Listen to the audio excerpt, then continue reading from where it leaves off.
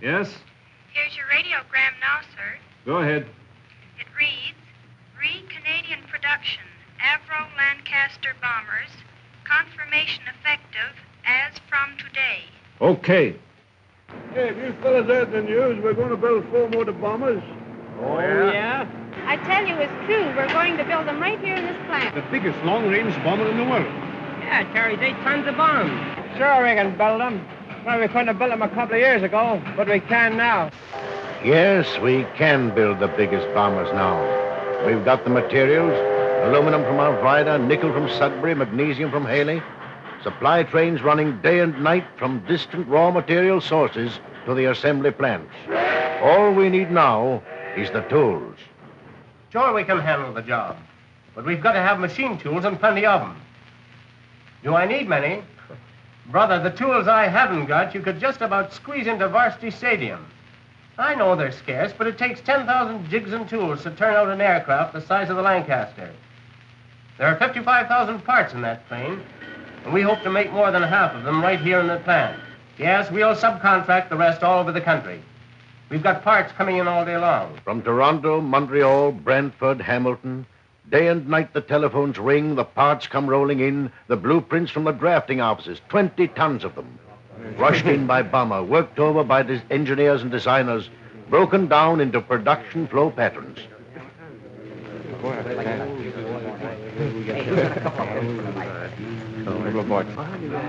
They don't look like much when you see them reduced to a few thin sheets of microfilm.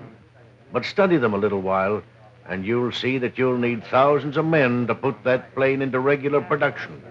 Thousands of skills, and among them 300 of the rarest of all, the key men of mass production, tool makers. All the tool makers you can get.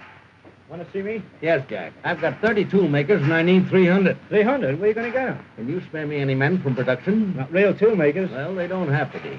If they can handle the drill or know how to handle a file, send them over. We'll make tool makers out of them. And we made tool makers out of them. Farmers, laborers, men from converted industries, even housewives. And while we were training the men and women, while we were building all the jigs and tools we could, we went after the special machines we couldn't make. Look, we're tooling up for Lancaster production, and we need spar milling machines. When can you make delivery? Priority? Yes, we've got a triple-plated grade A priority on everything we need. That's how we went to work. First came the jigs and dies. To the aircraft, what the mold is to a coin.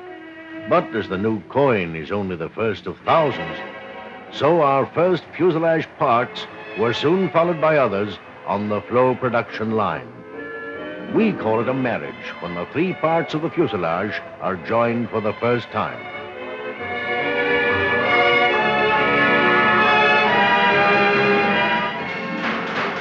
But it's not until the wings are joined that the plane can take off for battle. It's the 4 engines with their 5,000 horsepower that help her to outrange and outfly the enemy's fighters at 4 times the speed of an express train.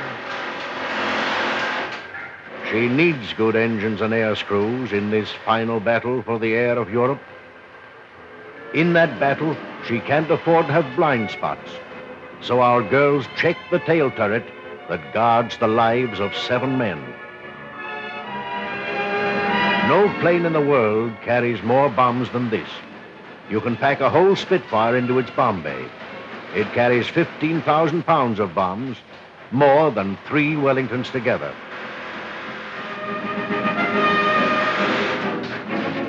It's a night bomber, and in a raid, it's got to be blacked out like a house. Seats in a battle plane don't have to be upholstered. They've got to be armored, and the men and women who build them carry the lives of the crew in their hands.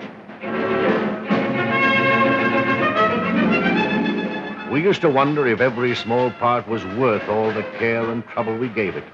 But then someone would remind us that a plane's whole mission depended on every part, and on the hidden parts most of all. Finally, we gave the ship her first name. Nothing fancy, just KB-700, a production number, as plain and businesslike as the machine that was to carry the name into battle.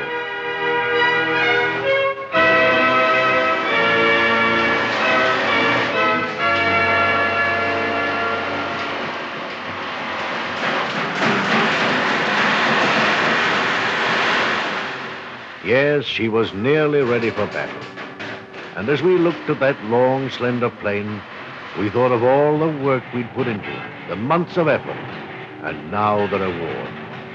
Some had doubted that the thing could be done, but we knew we could do it. A Canadian job, needing only a Canadian crew.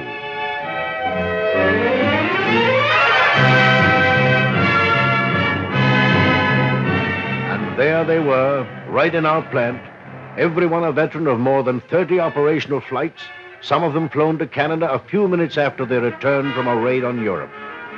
We got talking to those boys, and we made friends with them. They'd come together from the coast, the prairies, the east to make up a crew, just as we'd come from all over Canada to make up a plane. And somehow, as we talked, the plane became a cross-section and symbol of all Canada.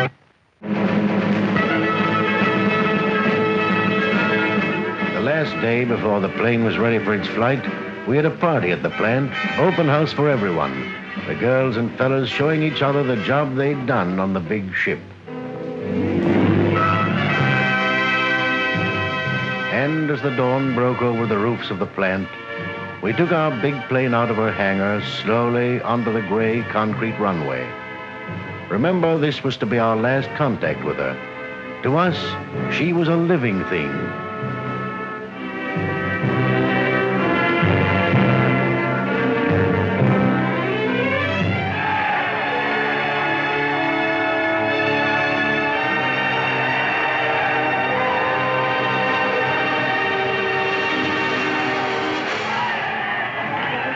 When the test flights were done, the crew took over, anxious to be on their way. They had picked up one more crew member in Canada, a white Scottish-Canadian, Saskatchewan-born. They called him B for Bambi.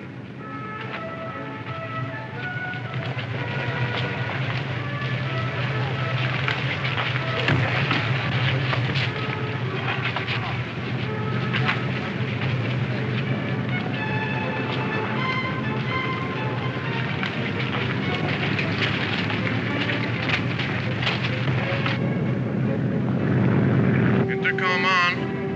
Okay. Ready to start, skipper. Contact port outer. Contact port inner. Contact starboard outer. Contact starboard inner. Ouch away.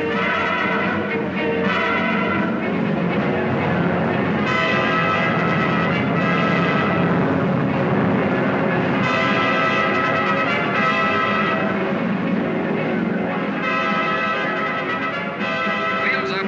Wheels coming up. Climbing power. 2850 plus 9. Left. In the low, slanting light of dawn, the men in the plane saw the farms of Ontario unfolding below them like a map.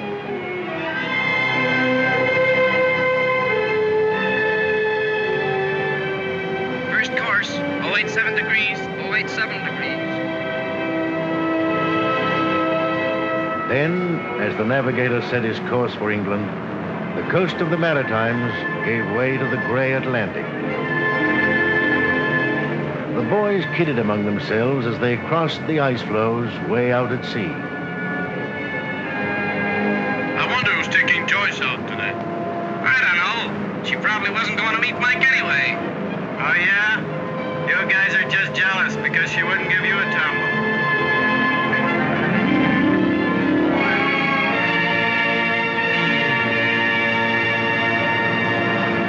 It was cold at 7,000 feet over the Atlantic above the clouds. At dawn, when the sun came out, they went down a few thousand feet to get warm.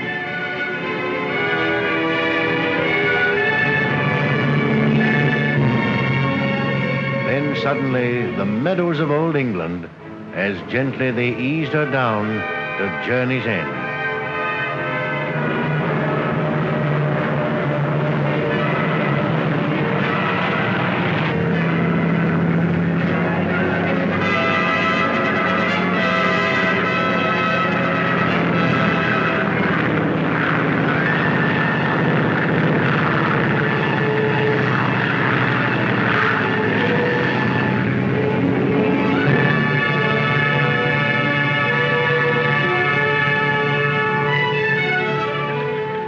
back at their station, spot on at 10 a.m., with 350 gallons of gas still left in their tanks, to be welcomed by their senior officer overseas and by Canada's High Commissioner.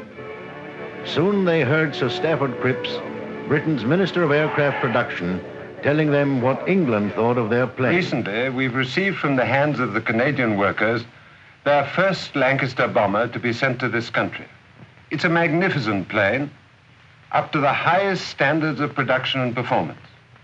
We hope it's the first of a very long series, which will fly quickly to the aerodromes of this country and load up with bombs for Germany. And so it did when Johnny Fauquier from Ottawa, hero of many Canadian air battles, briefed the men of the Canadian Lancaster Squadron. Our target tonight, Berlin. Germany is groggy and reeling.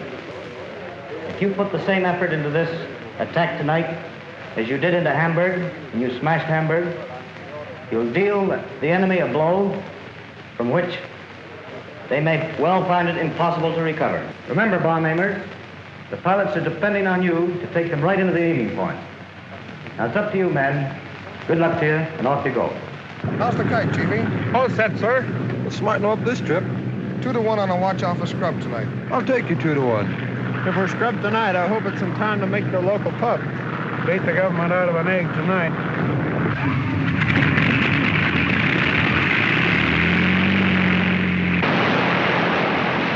The Battle of France, the Battle of Britain, the Battle of the Mediterranean, and now the Battle of Europe.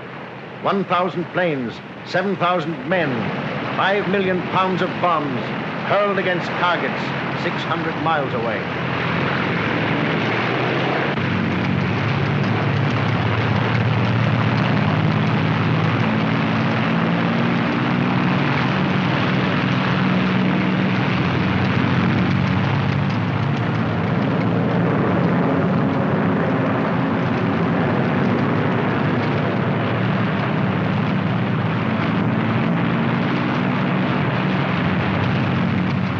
KB-700 took off into the English night, back home more than 2,000 miles away across the sea. We heard that she had a new name now, Q for Queenie. Tonight, the radio stations of Germany have gone off the air again, as the largest air raid in history is moving to its climax. Hey, listen to that, fellas. More than 1,000 British and Canadian heavy bombers are over Berlin again. And among them is the first Canadian-built Lancaster bomber. Why, that's our baby. Hey, have you heard the news? Q for Queenie, bomb Berlin. Q for Queenie, what's that? Don't you remember? KB-700, our first baby.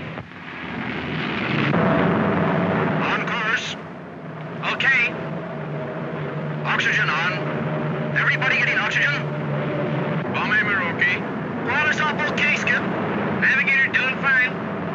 Engineer all set. Made up, we're okay. Rear gunner, okay. On track. Okay, fella.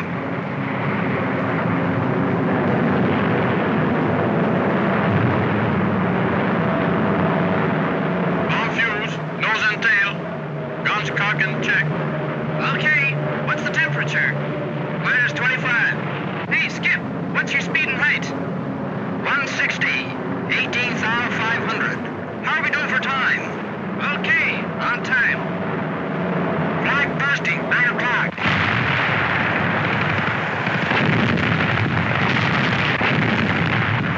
Keep your eyes open, fella. What do you think I'm doing? Picking flowers? Get weaving, bum.